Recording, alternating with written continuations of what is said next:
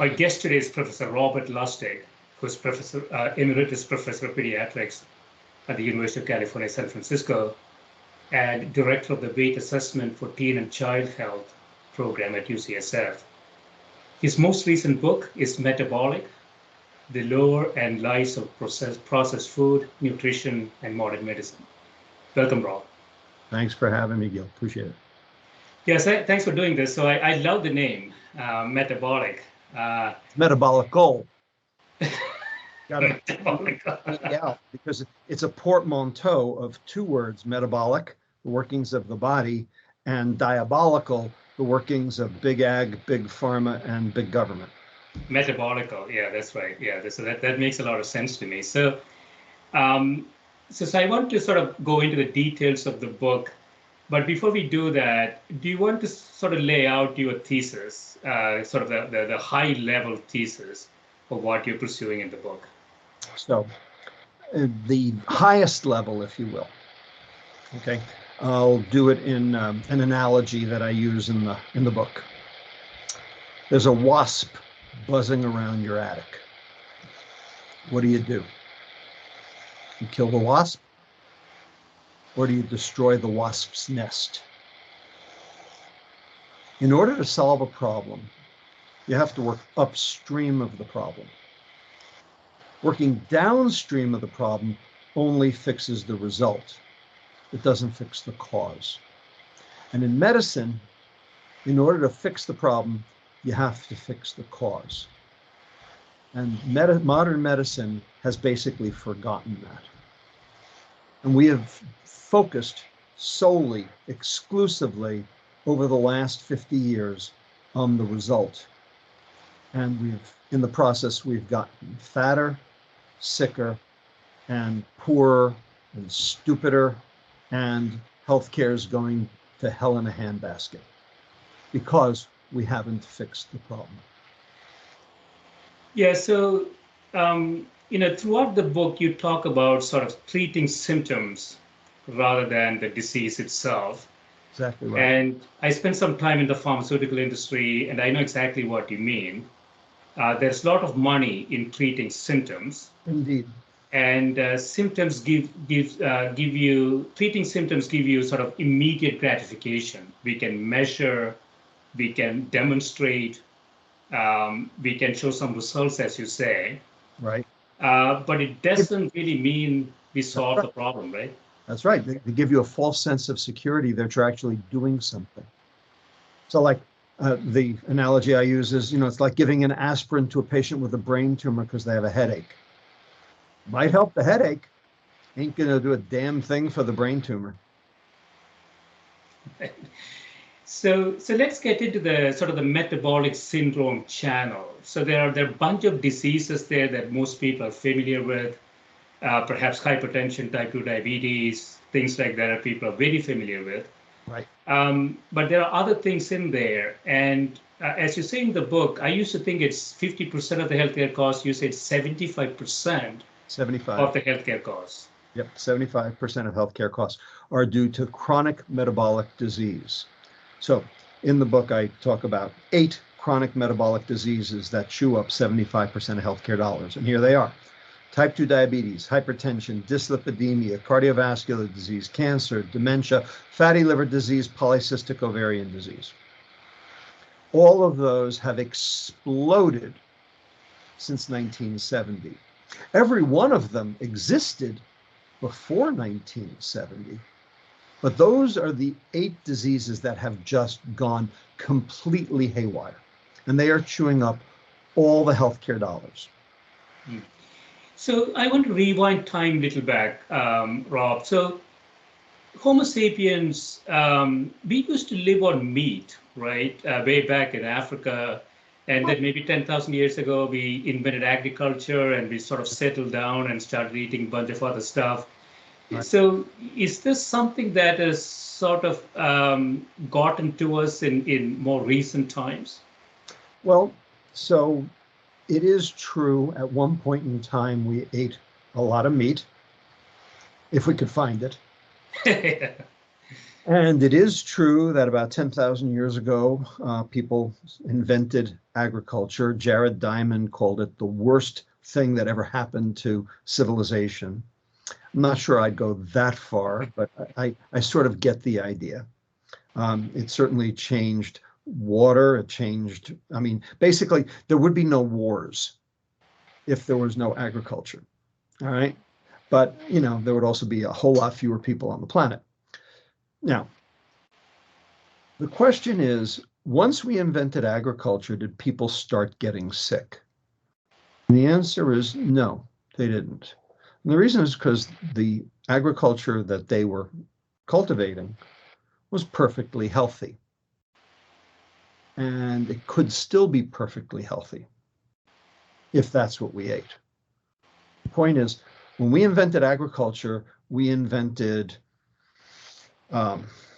herbs, roots, vegetables, the occasional fruit, food that came with a lot of micronutrients, a lot of polyphenols, biotin, anthocyanins, all sorts of stuff like that. And most importantly, a whole boatload of fiber. It turns out that fiber was really important. It was the thing that actually made people who were the gatherers, the, you know, shall we say, the agricultural versus the, you know, meat-eating hunter type, still able to survive. That fiber we throw in the garbage today. That fiber was essential. But you say, how can fiber be essential? It goes out in your poop. It's exactly why it's essential, because that fiber is not feeding you. That fiber is feeding your gut microbiome. It's feeding your bacteria. And you have to feed your bacteria, or the bacteria will feed on you. And that's actually the cause of a lot of the disease today, is our bacteria feeding on us. So when we ate fiber, we didn't have this problem. But now we don't, because Coke, Doritos, and Oreos, you know, are vegan. And, you know, so we've got a whole bunch of people thinking that processed carbohydrate is a good idea, and it's not. So what I talk about in the book is that in order for any given food to be healthy, it has to satisfy two, count them, two criteria.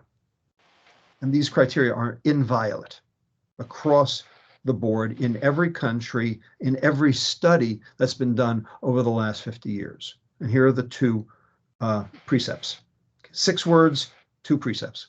Protect the liver, feed the gut. Any food that does both is healthy. Any food that does neither is poison. And any food that does one or the other, but not both, is somewhere in the middle. And the empiric data actually support that. So we have a lot of people, you know, who think they know what healthy means. They don't have a clue. And the point of the book is to demonstrate with the science, with the empiric data, that this is the way we should be evaluating what's healthy. And if we did that, number one, we would eat very differently. And number two, we would not have disease. And number three, we would save the planet. So if I understand this correctly, Rob, so it is not that even Homo sapiens, the hunter-gatherers, as you say, ate fruit and nuts while they couldn't find anything to kill. Right. But it's not that agriculture was invented, we started mass producing this stuff. Right. That is fine, because it's still sort of natural stuff we are mass producing. Absolutely. The problem came in modern times. That's right. When we took the natural stuff and started processing it. Is that the issue? Correct. Exactly right. It's not what's in the food. It's what's been done to the food that matters. And unfortunately, what's been done to the food you can't find on the food label. That's not disclosed. So everyone thinks, oh, you just count up the number of grams of this or the percent daily value of that. Actually, that has nothing to do with whether any individual food is healthy or not. What matters is what's been done to the food. So if sugar's been added, which is pretty much all the processed foods in the grocery store. 74% of the items in the American grocery store today have been spiked with added sugar. And that added sugar is not added for you, it's added for them. Because they know when they add it, you buy more. So that's, cash flow. And the lack of fiber, okay, which is that, was taken out of the food very specifically for shelf life, for depreciation, because you can't freeze fiber. So I'll prove it to you. Go home tonight, take an orange, put it in your freezer, take it out the next morning, put it on the counter, let it thaw, try to eat it, see what you get. You get mush. Why do you get mush? The ice crystals macerate the cell wall of the plant, let all the water rush in. Hey, food industry knows that. They also know if they squeeze it and freeze it, it lasts forever. They've taken a fruit, say an orange, and they've turned it into a commodity, frozen concentrated orange juice, which they can sell on the commodities exchange. Okay, and because there's no depreciation, that's all profit. The problem was that fiber, which they threw in the garbage when they squeezed it and freezed it, that was the good stuff. That was the reason to eat the orange. But people don't think of it that way because they think, well, the juice is the reason to eat the orange because the juice has vitamin C. No, actually, first of all, we're getting enough vitamin C. And if you're not getting enough vitamin C, go take a pill. But the fact is the fiber is the reason to eat the fruit. And that's what you're not eating. And the question then is, well, what is fiber doing for you, aside from feeding your bacteria? Well, it does a couple of things. First thing it does, and it's soluble and insoluble fiber, you need both. Soluble fibers like inulin, pectins, like what holds jelly together. Insoluble fibers like cellulose, the stringy stuff in celery. So the insoluble fiber acts like a lattice work, like a fishnet. The soluble fiber plugs the holes in the fishnet.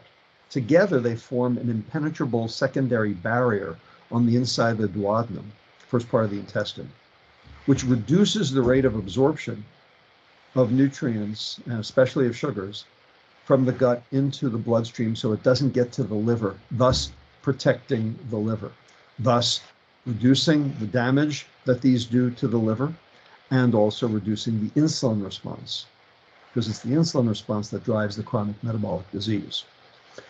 So you're losing that when you defibratize process. Right.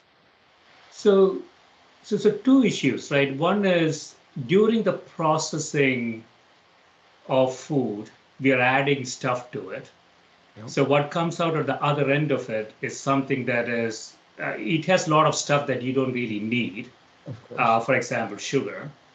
And the other aspect you're talking about is sort of processing it into making something more easily used, like a fruit juice or something. In which case you're actually throwing away, you're discarding the good stuff. That's right. And essentially getting the bad stuff into a bottle. Indeed. And then getting people to consume it. So I want to go to the mechanics of this a little bit, Rob. So you talked about sort of protecting the liver, feeding the gut as sort of the fundamental constructs here. Yep. So what is happening in the liver when you put this bad stuff into your body? Right. Very good question. So first of all, there are many things that you can consume that will affect your liver. Fructose, which is the sweet molecule of sugar, branched chain amino acids, leucine, isoleucine, valine. These are essential amino acids. You have to consume them, but when you consume too much, bad things happen. Alcohol, trans fats, heavy metals, glyphosate. All of these things are things you have to protect the liver against. Now, what happens to sugar? In fact, what happens to sugar, branched chain amino acids, alcohol, and trans fats? Basically, all four of those are metabolized by the liver virtually identically. So what happens is they enter the liver. The liver doesn't have a pop-off for the excess. So it has a pop-off for glucose. It goes to glycogen. Glycogen is liver starch, and liver starch is basically non-toxic. It's safe. That's why marathoners carb load before a race. All right. But fructose is not glucose. Fructose is handled completely differently. So what happens is it enters the liver. There's no glycogen pop-off, no insulin regulation. The excess goes all the way down to the mitochondria. The mitochondria, the little energy burning factories inside your cells, can't process that tsunami of excess nutrient fast enough, because how fast you supply it versus how fast you burn it, the difference ultimately is the problem. Okay, they should be in equilibrium, but they're not. So you're basically flooding your cell with the metabolites of sugar, branched chain amino acids, alcohol, trans fats. That excess has no choice but to be shuttled out of the mitochondria, and then they get turned into liver fat by a process called de novo lipogenesis, DNL, new fat making. This is how your body converts sugar to fat. Now, what that fat should do after it's made is get packaged and then get exported out of the liver as serum triglyceride. And that's the triglyceride you measure in your lipid panel. That's where it's coming from. That's your liver fat being excreted out of your liver.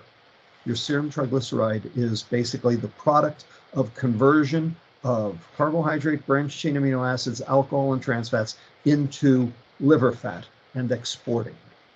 The problem is, if it's exported out, it's a substrate for cardiovascular disease or obesity. And some of it won't get exported out. Some of it will precipitate right there in the liver as a lipid droplet. Now you've got fatty liver disease. That mucks up the insulin signaling in the cell.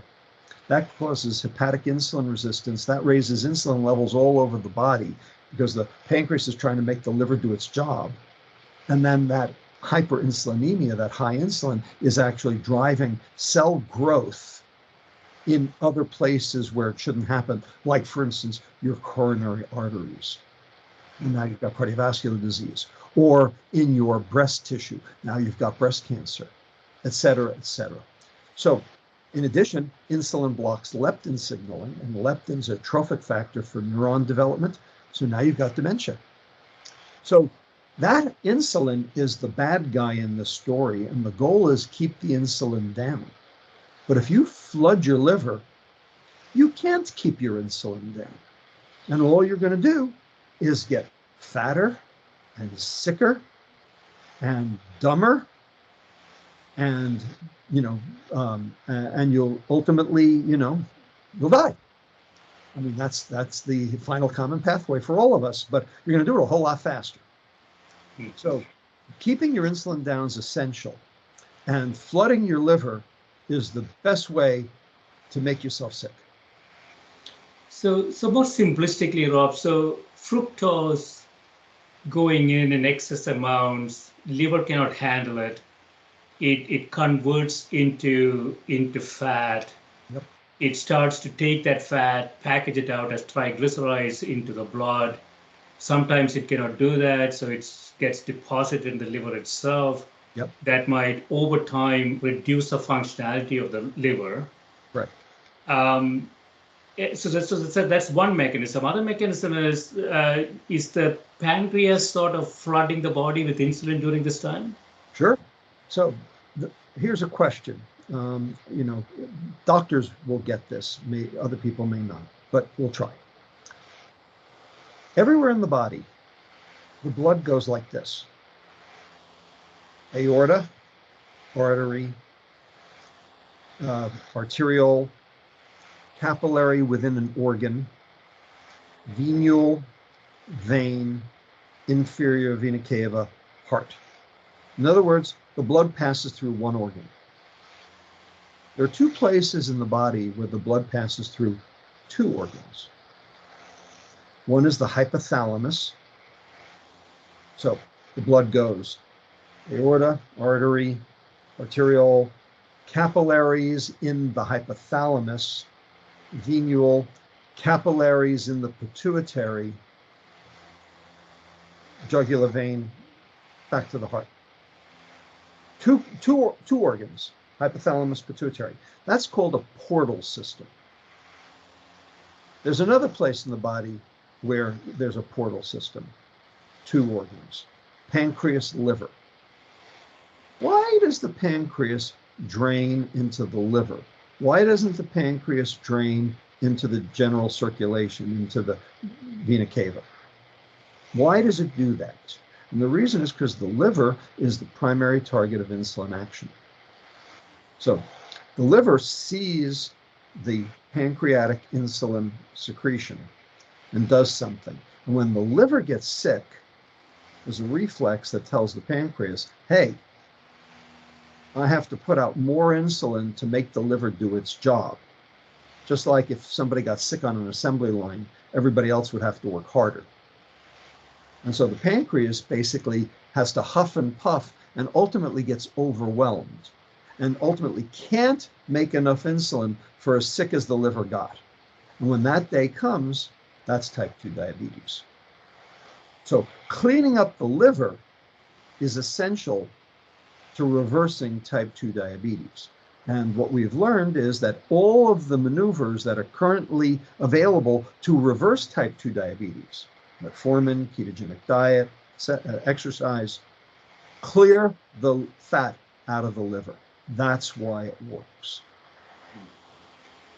So at some point, I would imagine the pancreas runs out of its ability to produce insulin. So you mentioned in the book, the fundamental issue is that the body is flooded with insulin. It's just not sugar. That's right. Sugar you can measure very, very easily. Right. But more importantly, when you develop insulin resistance, the body is sort of flooded with insulin. That's right. And there's a lot of different implications, right? So when the body is flooded with insulin, over time, wouldn't the pancreas sort of give up? I mean, Yeah. what happens to the pancreas? The pancreas gives up. The pancreas burns out. So when we say burnout, that suggests that it can't come back. Okay, what happens is the pancreas becomes exhausted and it can't make insulin fast enough for the needs of the body. When that happens, now the blood glucose rises, and that's type 2 diabetes.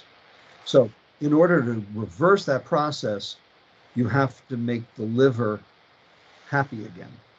And if you make the liver happy, then the pancreas can calm down, it can rest, it can build up storage of insulin so that when the next meal comes, it can release enough to be able to handle it.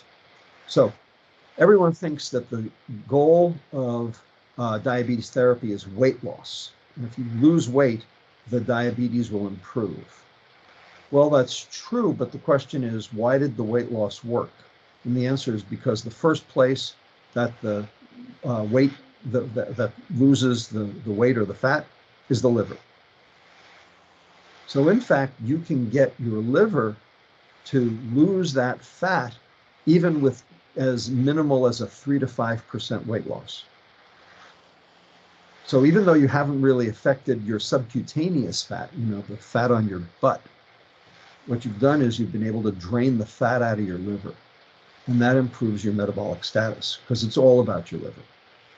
The liver is the primary target of insulin action. So that's the first fat that burns off when you lose weight, the fat stored in the liver? Yeah, absolutely. And we know that because we can measure it. We've seen it in our own studies. We did a study in 43 children with metabolic syndrome who had fatty liver, all high sugar consumers, African American and Latino. And what we did was we studied them on their home diet. Then we catered their meals for the next 9 days. No added sugar. No added sugar. So we took the percent calories of sugar in their diet from 28% of calories down to 10% of calories each day for 9 days. Now, if you do that, you're going to lose 350 to 400 calories a day out of their diet. And if you do that for 10 days, you might lose weight. We didn't want our patients to lose weight because if they got better, people say, well, of course they got better, they lost weight. That wasn't the goal of the study. The study was not to ask, does weight loss fix the problem? We know weight loss fixes the problem. Okay, the question was, does getting rid of the sugar fix the problem, irrespective of weight? So we had to then substitute the 350 to 400 calories we were taking out with something that was equicaloric, that had the same number of calories. So we had to give them extra refined starch. So this was a starch for sugar exchange, a glucose for fructose exchange in the vernacular. We took the pastries out, we put the bagels in. We took the sweetened yogurt out, we put the baked potato chips in. We took the chicken teriyaki out, we put the turkey hot dogs in. So we didn't give them good food, we gave them crappy food. It was all low fiber food, by the way. It was all processed food, ultra processed food. But it was no added sugar food, and it was food kids would eat. And we gave them a scale. And every day, we'd call them up on the phone and say, what'd you weigh? And if they were losing weight, eat more! In order to keep their weight constant or even higher than baseline, so that no one could say, well, they lost weight. And then we studied them 10 days later. Every aspect of their metabolic health got better. And the reason that their metabolic health got better was not because their subcutaneous or big butt fat changed. It didn't change at all. Not because their belly fat went down, which it did about 1% because the insulin went down, but because their liver fat went down 22%. And we showed that the change in the liver fat predicted the improvement in insulin sensitivity. And we showed that their pancreas started functioning properly. So we reversed their metabolic syndrome with no change in calories and no change in weight, just by taking this toxic molecule, fructose, out of their diet and substituting a different molecule, glucose, instead. Which is equally sweet. No, it's not. It's not really sweet. So glucose has a sweetness index of 74. Sucrose, table sugar, has a sweetness index of 100.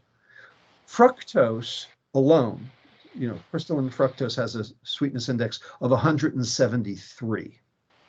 High fructose corn syrup, by the way, has a sweetness index of 120. So glucose is like molasses. Now, is molasses sweet? Yeah, a little bit. I mean, it might be good in a cookie, but, you don't see people going around chugging Karo syrup or molasses, do you? All right? Molasses is so-so, right? Right? On the other hand, sucrose, table sugar, cane sugar, beet sugar, the stuff you put in your coffee, that's got fructose in it. That's the molecule we seek. That's the molecule that acts on the reward system of the brain. That's the molecule that is addictive. So is this molecule sort of new to us? I mean, it should have been around right from the beginning, right, of Homo sapiens? No, it's been around forever. I'm gonna go out on a limb, Gill, and say that you have some Indian heritage. I do, yeah, absolutely. I grew up in South India, yes. Okay, good. All right. So the Indians invented sugar. Yes. Right? You know this. 1200 BC, they were boiling sugar cane, wild sugar cane, and reducing the syrup down to a brownish gunk that they would put in earthenware pots and put on boats and send it around, original commerce. And they called this stuff khanda, Khanda, which is where we get the word candy from. So it's been around for 3,000 years minimum. All right. The point is, we didn't have a lot of it. Right? There wasn't that much of it. It was for hundreds of years. Sugar was fetishized, and it was available only to royalty. They used to make elaborate sculptures out of sugar. back in the 1600s, all right? And only the kings, could have it. The rest of the masses forget it, and have anything. And of course, it was so important to the British that that's where we got slave trade from. It was for sugar. It wasn't for oil. It was for sugar, all right? So, it's been around, but, no one had enough of it. Yeah. But then, in 1700, we got the pot still, in order to turn it into alcohol. And we learned the crystallization method and the centrifugation method back in the 1800s. And we started processing it into 5-pound bags. And so it started to become a problem, but not really bad. But then after World War II, production really geared up into high gear. And then in 1975 was sort of the death knell, the advent of high fructose corn syrup, because that was half the price and immediately available, and everyone on the planet could have as much sugar as they wanted. Yeah, that's so interesting, Rob. So, from a legacy perspective, there was some sort of an expectation that when you had sugar, you're wealthy, you're Right. royalty. It came with money. Right. And in the 1970s, now it's the poor, only the poor, eat it. Right. That's right. And when we scaled up production, everybody could have it. And you say, well, this is what the stuff that royalty ate in the past. Let me have a bit of it. And then we went from there, and everybody started eating more and more of it, I guess. Exactly right. So this is, many books have been written about the sugar trade and how this all came to be. There's Sidney Mintz's Sweetness and Power from 1985. There's, what's the lady's name from Toronto? A Bittersweet History of Sugar. Forgotten. It's at the top of my, Elizabeth Abbott wrote Bittersweet History of Sugar. And there are several other books that have come out over the years. Gary Taubes wrote The Case Against Sugar. I wrote Fat Chance. There's been a lot that's out there. But, ultimately, none of it matters except the science. Because the only way to rein it in is to prove that it's the cause of disease. Well, we have that now. Yeah, cause of chronic disease, right? So you talked about the many different diseases. The problem with type 2 diabetes, obviously, is that it affects every organ in the body. Yep. How you die, you could die with, heart attack, you could die with all sorts of different things. Yep. So from a policy perspective, I think the data is pretty clear, but why are we not progressing on policy on this? Well, I think there are two reasons. The first is, this is the food industry's juggernaut. This is the food industry's gravy train, because they figured out in the 1980s when we went low fat. Well, low fat food tastes like cardboard. Okay, so they had to do something to make the food palatable. Okay, well, sugar was the answer. I'll give you an example. Chocolate milk. All right, so when I grew up in the 1960s or so, right, we had whole milk. And everyone in school drank the whole milk, and there was no problem. Then we learned about cardiovascular disease, and we learned that saturated fat was bad for us, which, by the way, is complete, utter garbage. All right, and we now have the data to demonstrate how this all came about and who actually was in charge of the subterfuge. It was the Sugar Association. But anyway, so we had to take the fat out of the milk. Well, when you take the fat out of the milk, it tastes like dishwater, and the kids wouldn't drink it. So the dietitian said, well, we got to get the kids to drink their milk, because that's how we get them their vitamin D. And so what they do, they added the chocolate or the strawberry. So turns out that dairy saturated fat actually is protective against diabetes and heart disease. Okay, because it's not like any other saturated fat. It's not like meat saturated fat. Dairy saturated fat is very different. It's odd chain fatty acids with a different phospholipid signature, which has been shown to be protective against heart disease and diabetes. Right? And it's actually anti-inflammatory. So we took the good stuff out and put the bad stuff in. And then we want to know why our kids are fat. Duh. So, that's one reason, is that the food industry, realized this was their juggernaut. And the second is because we're addicted, because fructose is addictive. And no one wants to put limits on anything that is addictive, because after all, why would you want to limit your access to it? Especially something legal, like sugar. Yeah. I was wondering, Rob, in your research, did you come across any sort of, populations that don't have access to sugar? I'm thinking about, maybe Amazon, Australian Aborigines. I don't know. I mean, are there populations who never had access to sugar? They got plenty. They got boatloads. There's one group that doesn't have access to sugar. I take it back. There are 4 groups that don't have access to sugar.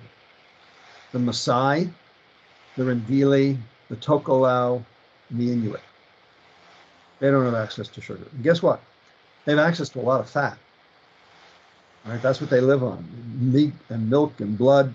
All right, and they have the lowest rates of heart disease on the planet, despite the fact that they consume lots of fat and no sugar. In addition, we have another group that is completely devoid of sugar. They're people who have a disease called hereditary fructose intolerance, or HFI. They are missing an enzyme in their liver that is necessary to metabolize fructose, called fructose aldolase B. And so you're missing this enzyme, what happens is you send the fructose metabolites down a different pathway that ultimately leads to hypoglycemia. And so babies with this disorder end up showing up at around age 6 months, the first time they have juice in their bottle, right? And they show up in the emergency room seizing, and they have a serum glucose of 5, which is extraordinarily low. And so, the doctors get them out of their hypoglycemia, they get admitted to the ICU, they get a whole bunch of tests, they realize that it's a liver problem, so they get a liver biopsy, and they get diagnosed with hereditary fructose intolerance. And then these babies have to be on a sugar-free diet for the rest of their lives. Well, there's a registry of those babies who are completely 100% devoid of sugar for their entire lives. The registry's out of UC Berkeley. Turns out they're the healthiest people on the planet. It's an amazing thing. So, I mean, at the heart of it, we have 2 things. We have sugar and we have salt. 2 white powdery substances. That's fundamentally killing us all. However, let me spend 2 minutes on salt. Everyone says salt is bad for you. Now, I can tell you salt's good for you.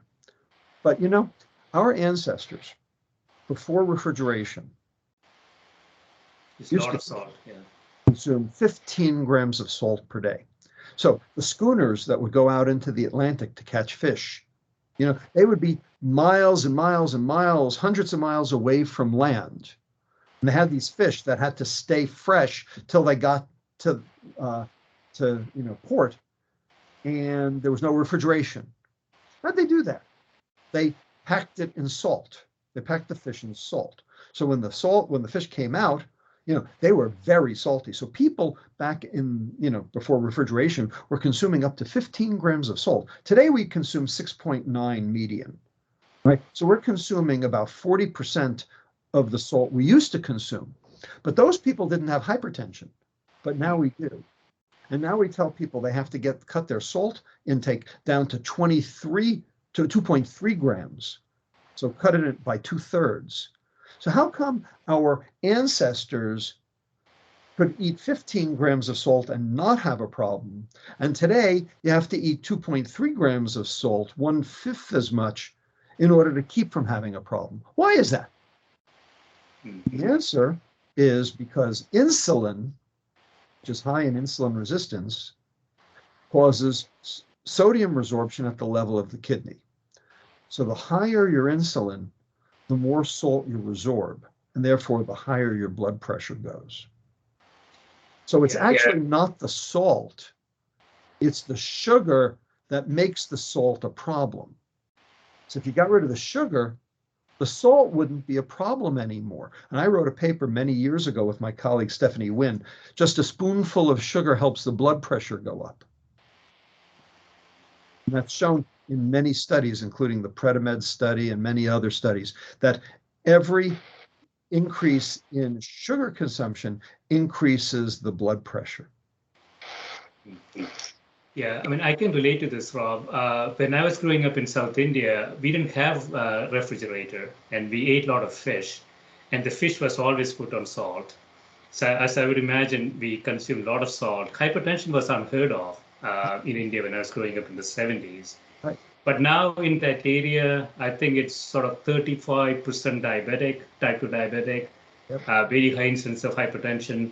So we have this movie being played out in front of us in almost every part of the world. But the reasons for this appear quite simple, at least if I believe your book, it appears quite obvious. Clearly. This is in the eye of the beholder. But clearly you mentioned the food industry, they have an incentive to continue this. The symptomatic treatment by the pharmaceutical industry, there's a lot of money there, obviously. So having diseases that have a lot of symptoms are always useful in that context. But from a regulatory perspective, we are running out of, we are spending $4.5 trillion in healthcare every year in the US, right. Around 20% of our GDP. So from a regulatory perspective, we're running out of money in Medicare and Medicaid. Won't we have sufficient force here to really tackle this problem? You would think so. But, you can't solve a problem if you don't know what the problem is. And people think healthcare is the problem. No, health is the problem. You cannot solve healthcare until you solve health. You cannot solve health until you solve diet. And you cannot solve diet until you know what the hell is wrong. And for the last 50 years, we've been barking up the wrong tree. We've been saying fat was the problem. It's not. It never was. So when are we going to turn that ship around? Well, I've been working tirelessly over the last decade trying to get this ship turned around. And you know what? It's starting to turn around. It is. And I've got some metrics that tell me that the ship is starting to turn around. I'll give you two examples. Yeah. Coke jettisoned Odwalla, and just last week, PepsiCo jettisoned Tropicana and Naked Juice. Now, they didn't do that for their health. And they certainly didn't do it for your health. They did it because of sales. That's number one. Number two, in 2011, IFIC, which is the International Food Information Council, a PR arm of the food industry, they do a yearly assessment and a yearly report. In 2011, they asked the general public, what is the most important source of calories for weight gain? Back then, only 11% of people responded refined carbohydrate and sugar. 40, I can't even tell you, I can't remember how many it was. It was like at least half said a calorie is a calorie, doesn't matter, or I don't know. Okay? They asked the same exact question in 2018. And now, from 11%, now it's up to 42% of people said refined carbohydrate and sugar were the bad guy. And the number of people who said a calorie is a calorie or I don't know went down by the exact same amount. In other words, people are being educated away from calories and toward the concept of refined carbohydrate and sugar, which are, by the way, are the drivers of insulin. So that issue, though, it's happening. Yeah. So people getting educated, but other issue, Rob, is economics, right? So the reason we have fast food, the reason we have a lot of this bad stuff, is that it's economically affordable for a large percentage of the population, right? Why is it economically affordable? The answer is because the stuff in all of that processed food, corn, wheat, soy, sugar, it's subsidized. Food subsidies drive the cheapness of processed food. If it wasn't for the subsidies, the food industry wouldn't have the carte blanche to put anything they want in, including sugar. So the question is, are food subsidies good? There is no economist on the planet who believes in food subsidies because they distort the market. All right? Food subsidies are a holdover from 1933, the original Farm Bill, which was created because we had two crises in this country at the same time. We had the Depression and we had the Dust Bowl. So we had a whole lot of destitute people, and most of those destitute people were in the American Southwest. The food production was in the Northeast. So we had to get the food from the Northeast to the Southwest in order to keep these people from dying of starvation. Problem is, if you just take the food and put it on railroad cars and ship it there, by the time it got there, it'd be rancid. So the food industry had to go into high gear. And the way they did that in order to process it, to basically take the wheat and strip the fiber away and package it into 10-pound bags of flour, and so it could be baked up, locally, and so it wouldn't go rancid. Now, in order to do that, in order to get the food industry to play, the U.S. government had to provide an inducement called a food subsidy. And so subsidies made sense, got us through the Depression and the Dust Bowl. It even made sense through World War II. But after World War II, it stopped making sense. It wasn't necessary anymore. But did the subsidies go away? No. Food industry figured out, hey, we can make money at this. So what did we do? We doubled down. We made more subsidies. Okay, and that carried us through the 60s. And then in 1971, after Johnson's war on poverty was picked up by Richard Nixon realized that fluctuating food prices caused political unrest. And he had a lot of political unrest to deal with. So he admonished his agriculture secretary, Earl Lustig Butts, Levin, to make food cheap. Make food cheap. And so what did he do? He went to the heartland. He went to Nebraska and Kansas and Iowa, and he said three things: row to row, furrow to furrow, get bigger, get out. So everybody said, well, the only way I can do that is by increasing productivity, and the only way I can do that is monoculture. So that's when the cows left the farm and got moved into the concentrated animal feeding operations, the CAFOs in Kansas.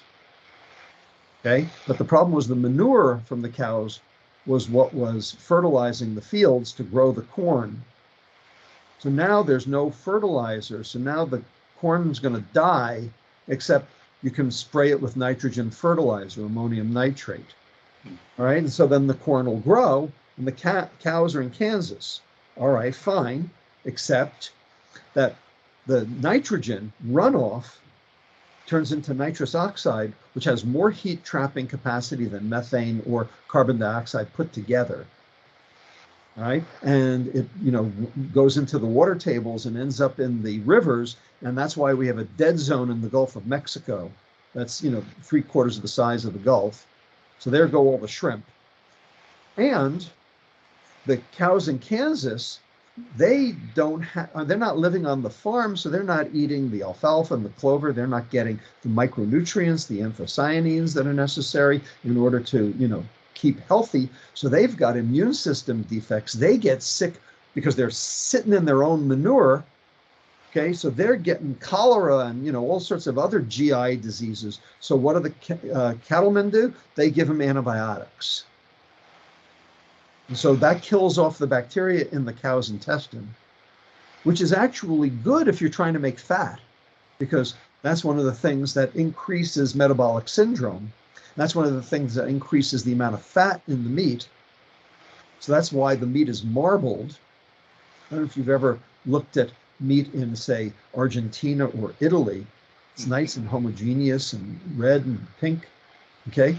Whereas our meat is all marbled and we say, oh, that's because it's American beef and it's the best. Actually, it's the worst, okay? But the flavor's in the fat, so, we go along with it. So bottom line, those animals have metabolic syndrome. We just kill them before they get sick. And the reason is because we had to give them antibiotics to keep them alive because we took them off the farm.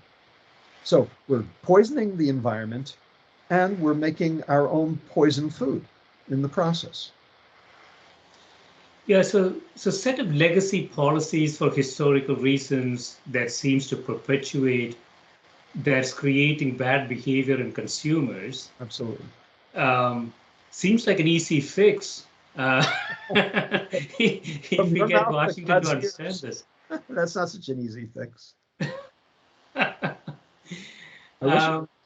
It's a bit like, there are two issues, right? One is the subsidies economics. So you say, well, I don't want to stop the subsidies. You could actually direct the subsidies to the consumers, get them to eat more healthy, right? So which is going to come back and reduce our healthcare costs. Right. So what I suggest in the book is a phenomenon, a economic tool called differential subsidization. Tax the bad stuff and use the tax to subsidize the good stuff. All right. So could this work?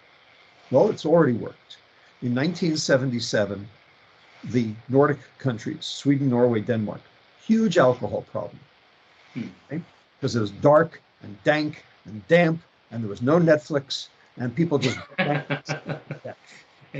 And it showed up on two sides of the ledger. It showed on the positive side of the ledger with decreased productivity, and it showed up on the negative side of the ledger with cirrhosis and car accidents.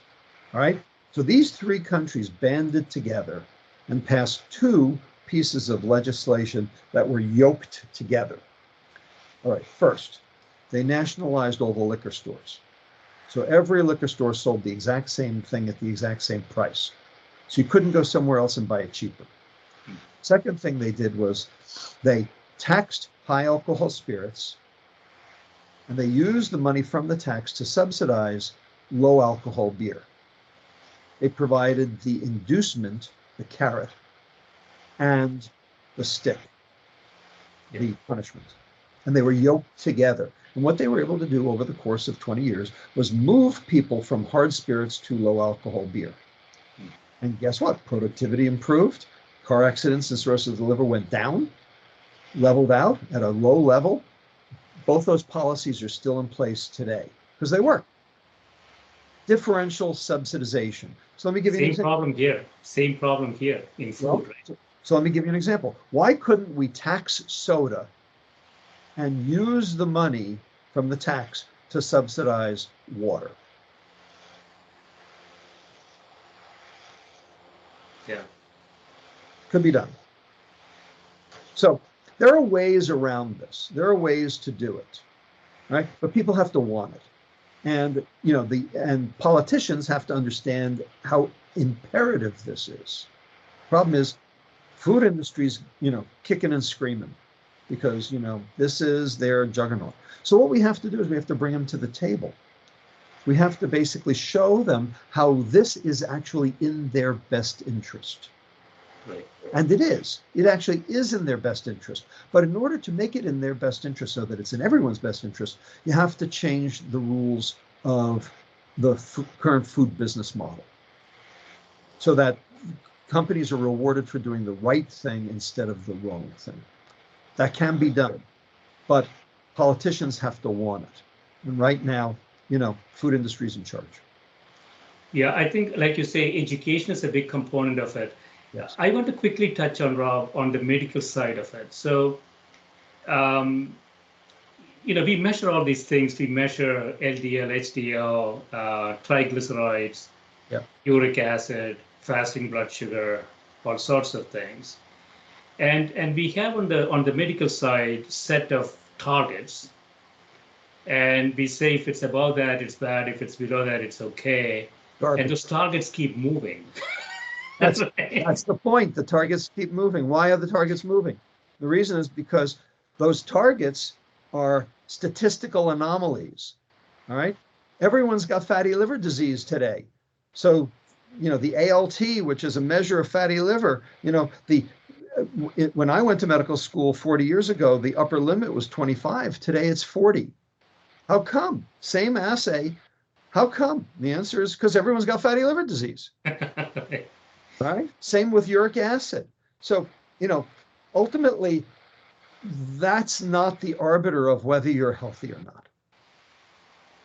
Yeah. And so from your perspective, you are sort of reducing the problem to more simpler heuristics, such as clean up the liver. That is going to, get you better. Well, so you have to know what the problem is. If you can't solve a problem if you don't know what the problem is. Yeah, but I'm wondering, Rob, from a practical perspective, would you suggest, are there things that you would suggest today that, the medical profession does, sort of somewhat a simple set of heuristics that you want to look at? So the medical profession knows nothing about nutrition. Zero. Only 28% of medical schools even have a nutrition curriculum. And the number of contact hours median is 19.6. They spend 6,000 hours in medical training, and a total of 19.6 hours are spent on nutrition. So how do you expect doctors to know anything when you don't teach them? Let's start with some, basic principles, okay? Prescription pads are not the cure, all right? That's what doctors are taught. And I know because I went through medical school, okay? That's prevention is the cure. And you have to intervene early, right? The further you wait, the more difficult. Absolutely. It is. So would you say then, Rob, in conclusion, education clearly, you say people are getting more aware of this problem based on that survey that you said? Yes, slowly. Which is a good sign. Yes. You say medical schools haven't really gotten onto the nutrition issue. Yep. There's still sort of the legacy track. And then policymakers have to understand this, right? These are sort of a three-leg stool that we have. The consumer seems to understand it better. The provider haven't really gotten there, nor the payer, I think. The payer, Payers I guess, don't know anything. That's sort of confusing to me. Wouldn't the payers have a lot of incentive here to get the population healthy? Wouldn't you think so? I agree with you. I've talked with a lot of payers, and they want to get on board, but they're afraid to, because they think they're going to end up spending on both ends. And for a couple of years they might. And the biggest payer in the puzzle is the U.S. government with Medicare, CMS. They have done that 62% of all medical costs are paid by the U.S. government. So it is in their best interest to solve this, but they don't see it. They don't see it, yeah. So what are your plans, Rob? Now that you have some time, what are you going to do about this? Oh, I don't have any time. I'm busy trying to fix the problem, and I'm fixing it in many different ways. I'm fixing it with policy. I'm fixing it with consultation. I'm fixing it with advocacy. I'm also fixing it with some technology. It's a full life. Excellent. Yeah, I really I couldn't read the whole book, but I loved reading it. I have to say, some of your conclusions, I reached myself by experimenting on myself. I had a physician who was sort of a partner for about 30 years. And so my measurements have stayed pretty much in that range for about 30 years without using a lot of pharmaceuticals. So I think there are physicians out there who, in coordination with their patients, could do things quite differently. I would hope so. Ultimately, I wrote the book for doctors. The publisher doesn't want me to say that, but doctors have to be re-educated. Doctors have to unlearn nutrition, and they need a textbook. Well, Metabolical is that textbook. Excellent. Thanks so much for spending time with me, Rob. Oh, thanks for having me, Gill. It's been my pleasure. Thank you.